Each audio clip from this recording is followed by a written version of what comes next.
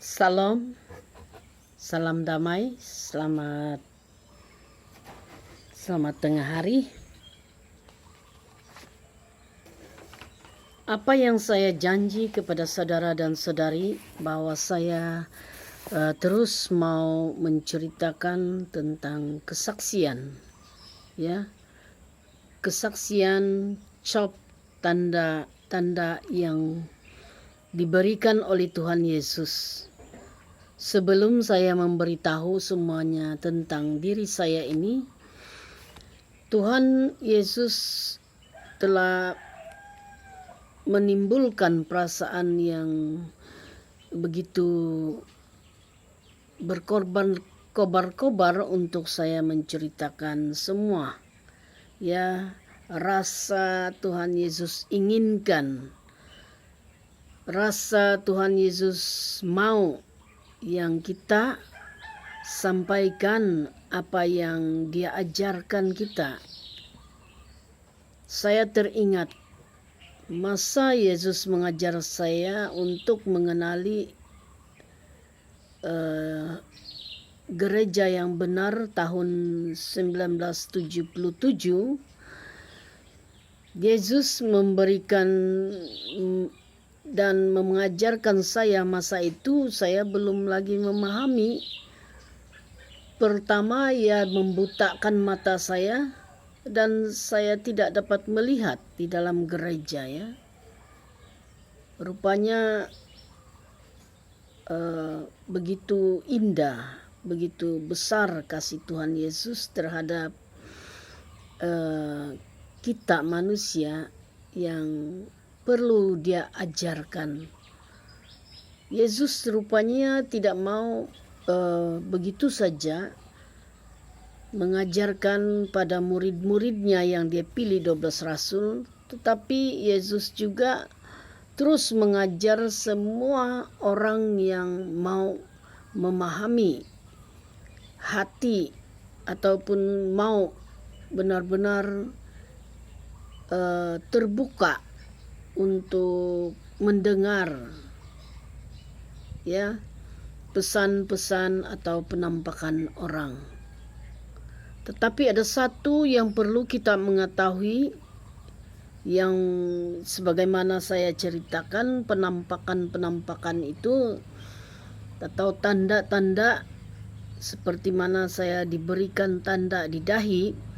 Banyak orang mungkin heran dan tidak mengerti karena mereka bukan yang diberikan renungan itu yang begitu tajam atau begitu bertahun-tahun. Ya, bayangkan saya 1977 sudah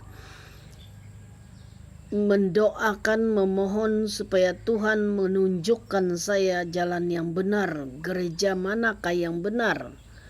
Pada waktu itu bayangkan, saya ingin masuk dalam agama Islam. Agama di Keningau dahulu ada beberapa. Ada Tepikung, ada Islam, Katolik. Pada waktu itu juga ada SDA. Ya. Jadi di sana saya berpikir, tentu ada agama Allah yang sebenarnya. Kenapa saya berpikir begitu? Disebabkan pada waktu saya belajar agama, sebelum saya pandai menyambut, sebelum saya menerima hosti dalam adat istiadat gereja Katolik, saya mendengar apa yang dikatakan, apa yang disampaikan oleh padri tentang firman itu. Jadi saya mulai berpikir panjang. Begitu saya masih muda 16 tahun, saya sudah mulai berpikir. Saya berpikir yang begitu mendalam sekali. Sebab pada waktu saya berjalan dimanapun, saya diberi pemikiran yang tajam. saya boleh mengingatkan tanah air saya ataupun tempat kampung saya. Walaupun saya mempunyai kakak yang sudah kawin, saya dihantar ke tempat kakak saya. Saya pandai rindu akan bapak mama saya di kampung.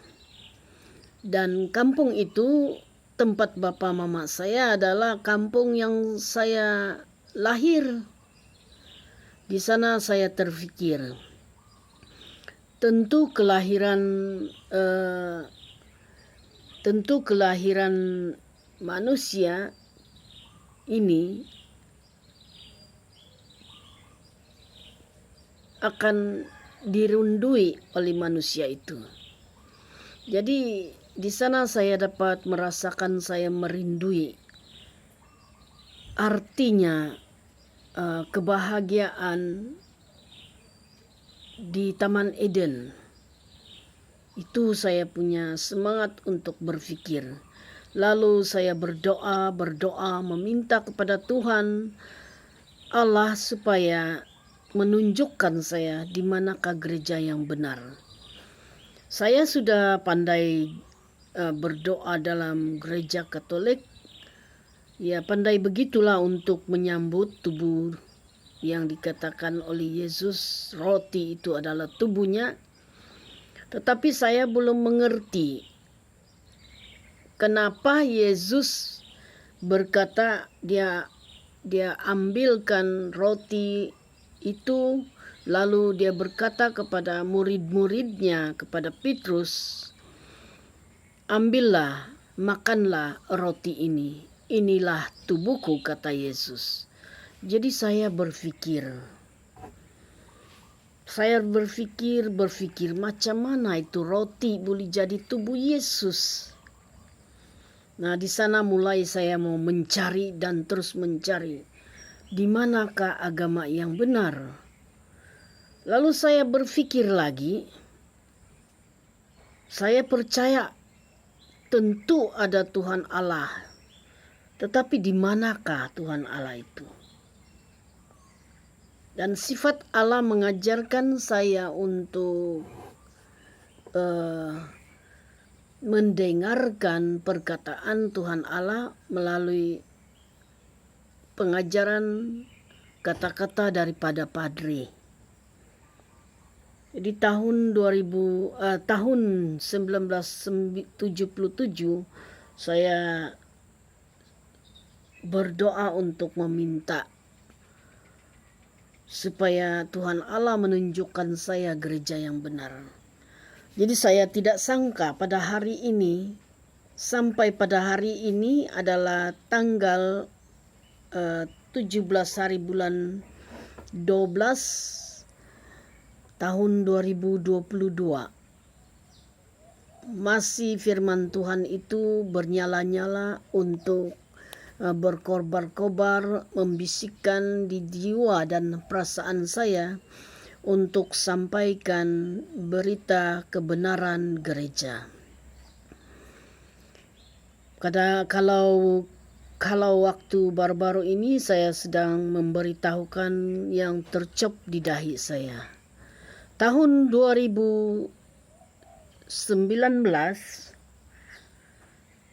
berbagai cobaan yang saya alami, saya membawa gambar turin Yesus di mana saja saya berada. Ini gambar turin Yesus. Pada hari ini saya beritahukan gambar turin Yesus ini yang perlu dihormati, dikasihi, disanjung tinggi di dalam gereja Katolik. Dan seterusnya, inilah pesan-pesan yang saya diberi penglihatan dalam roh. Dan pada waktu saya beli ini di barang-barang suci KSFX, saya banyak kali mimpi tentang gambar ini. Ada ada yang menyerupai seperti kakak saya, menyuruh saya supaya membuangkan gambar Turin ini. Kata wanita itu dalam mimpi saya, "Buat apa kau menyimpankan gambar Turin ini, gambar ini, sedangkan gambar itu sudah mati?" Kata perempuan itu dalam mimpi saya. Lalu saya terbangun, saya berpikir, kenapa saya mimpi supaya membuangkan gambar ini? Jangan menyimpan gambar ini, kata perempuan yang menyerupai kakak saya itu. Saya berpikir dan saya bersyukur karena saya dapat banyak berpikir tentang kisah Adam dan Hawa. Di sana saya mau kaitkan perkataan iblis dengan perkataan Tuhan. Jadi di sana saya belajar, terus belajar. Saya belajar pun bukan saya yang belajar sendiri, tapi saya percaya itulah cara Roh Kudus Yesus yang membimbing saya. Pada waktu saya beli barang kudus ini, kalau saya tidak silap tahun 2000 kah? Ya. Tetapi beberapa kali saya menggunakan gambar ini. Saya terus percaya gambar ini adalah gambar Turin, gambar Yesus yang di kain kafan. Sebab saya beli ini waktu itu mereka cerita ini dari kain kafan, ya, yang telah dikaji. Lalu saya beli ini, saya diberi mimpi beberapa kali. Yang hebatnya, saya dibawa oleh Roh Kudus sendiri tahun 2010 untuk melihatkan banner yang tertulis di dalam gereja Katolik. Banner itu ditulis untuk belajar seminar mau menjadi seperti Yesus. Seminar hidup baru mau menjadi seperti Yesus. Saya tidak heran pada waktu itulah pula Yesus mengajar saya dengan cara saya ikut seminar dalam karismatik. Ya. Karismatik dalam gereja Katolik. Setiap orang yang mendengarkan kesaksian saya ini teringat pada waktu itu bishop yang memberikan pembukaan itu untuk orang mengikuti seminar hidup baru itu tahun 2010. Tahun 2010 itu saya mengikuti seminar hidup baru dalam roh mau menjadi seperti Yesus. Rupanya saya terpanggil untuk memahami gereja Katolik ini. Jadi bila saya merasakan tahun demi tahun kesakitan Yesus, saya dapat rasakan apabila masa Prapaskah. Apabila masa Prapaskah, Yesus yang saya dengar pembacaan dalam gereja, Yesus menderita, disiksa, mengangkat salib, dan di sanalah Yesus mengajarkan bahwa Dia benar-benar membuat gereja melalui tubuhnya sendiri. Masa Dia mengangkatkan salib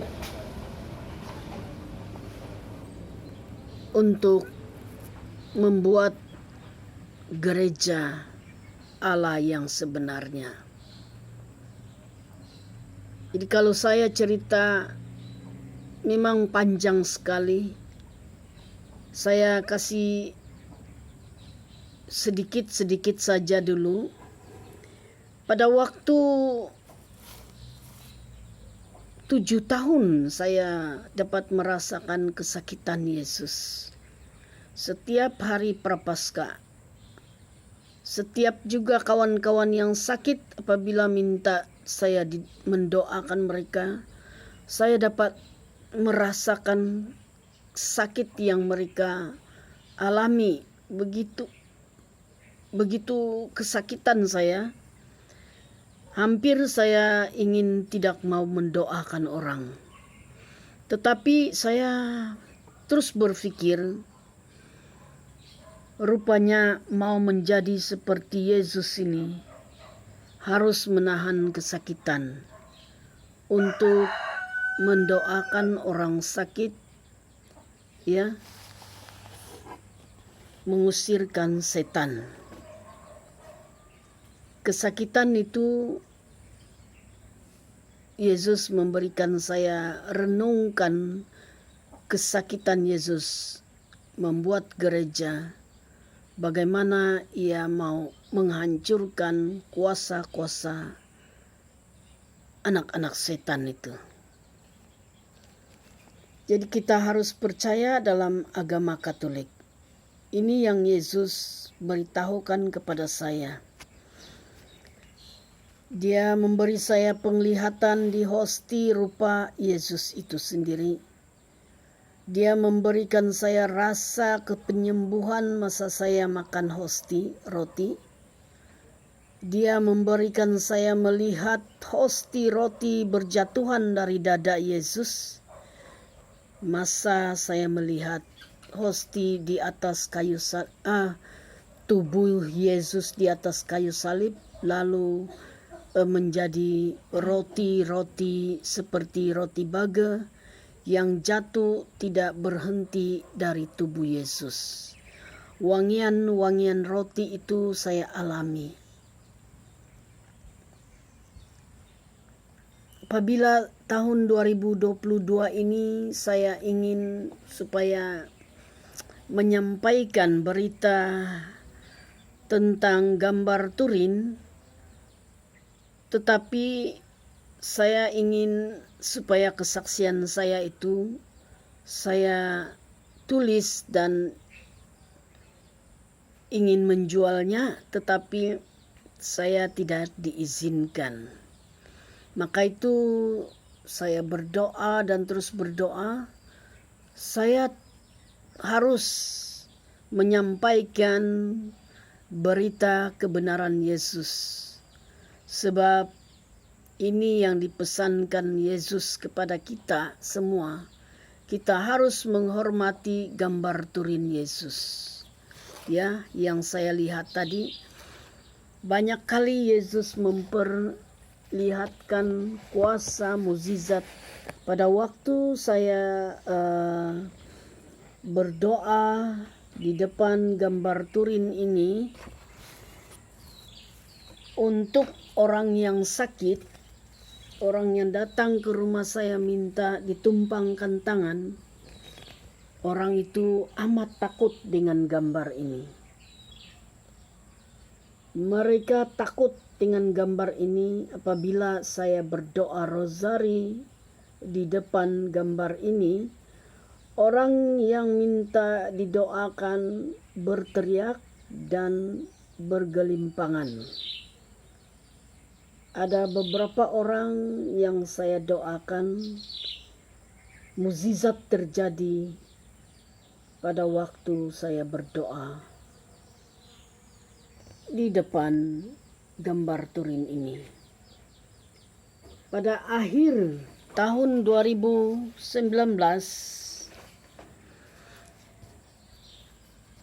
saya membawa gambar Turin ini di mana saja saya pergi. Tiba-tiba saya bermimpi. Gambar Turin ini mempunyai salib. Inilah yang saya tergambar. Ada salib di dahi Yesus. Ada salib di gambar Turin ini. Ya, kita dapat lihat kan. Ada salib di gambar Turin ini. Yang saya tergambar dan saya mimpi. Gambar Turin ini tiba-tiba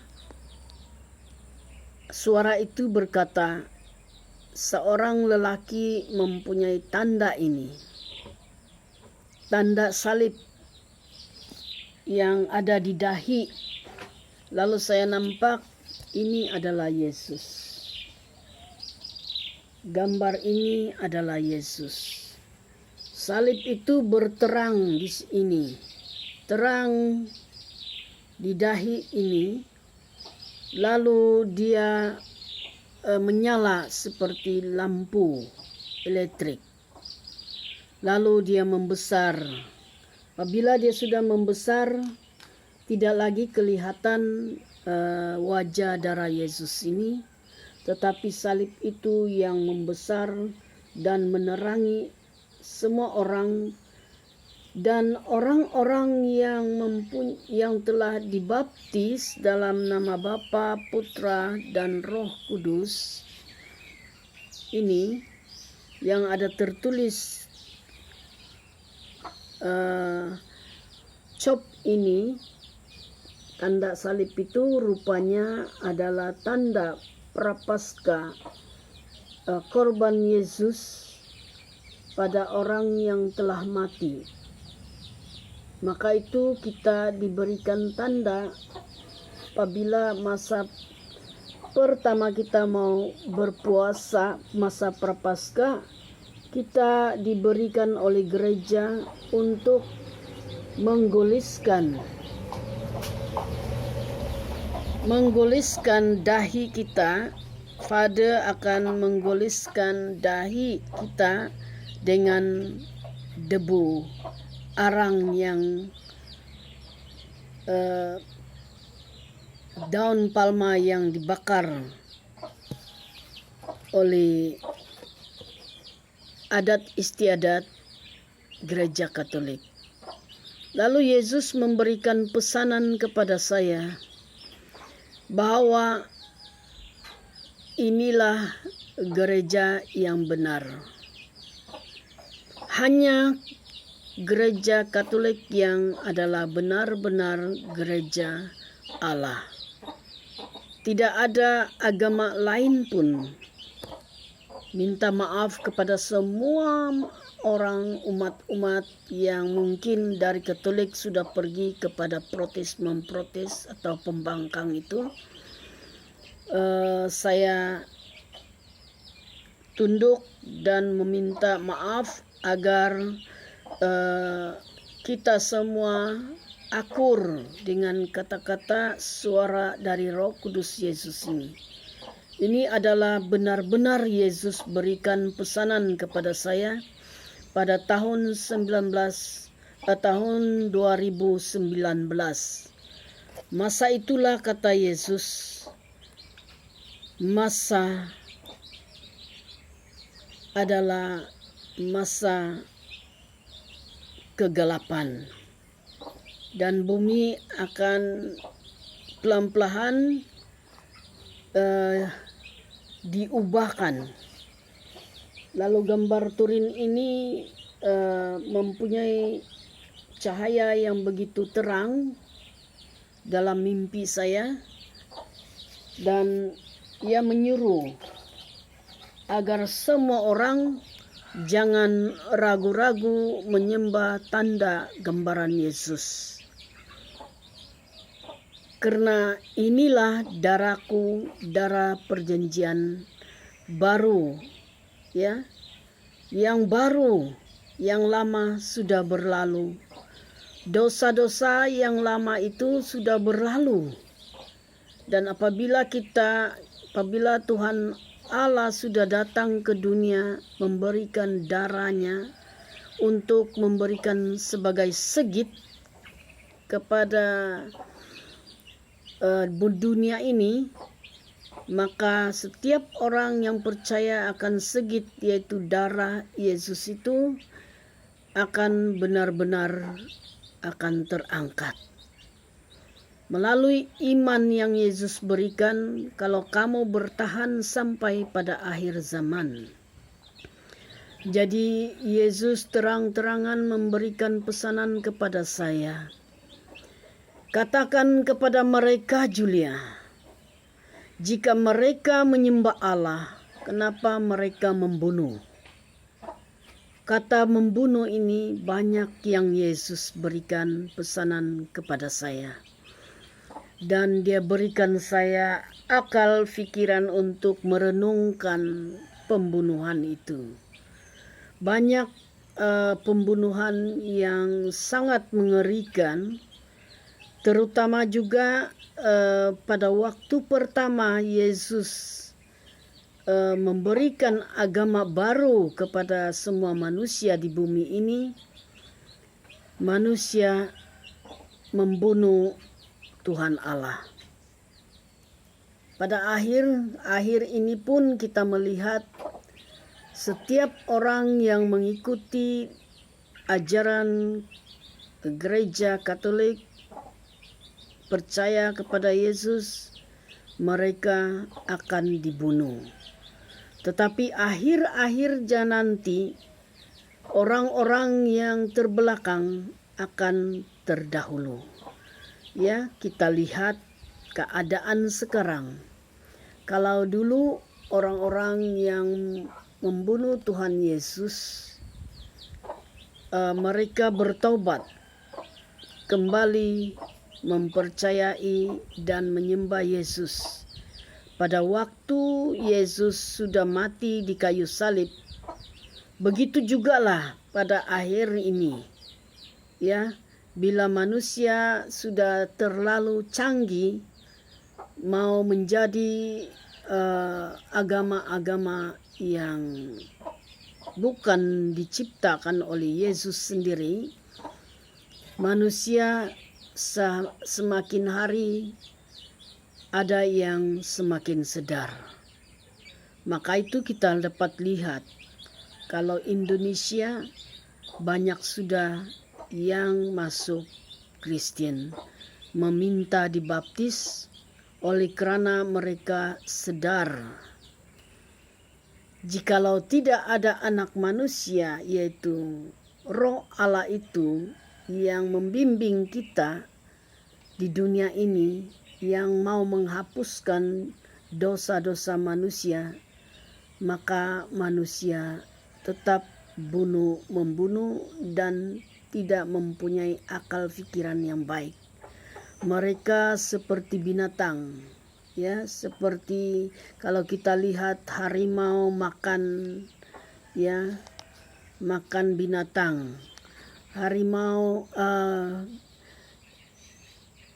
singa memakan mangsa, ya, manusia pun dia makan. Ya, kita dapat melihat manusia dengan manusia mereka bunuh dan makan. Manusia itu yang sudah menjadi telinga binatang. Mereka tidak lagi mau mendengar akan firman Tuhan. Mereka juga tidak lagi mau mengerti tentang kebenaran Yesus yang datang ke dunia untuk menyelamatkan manusia.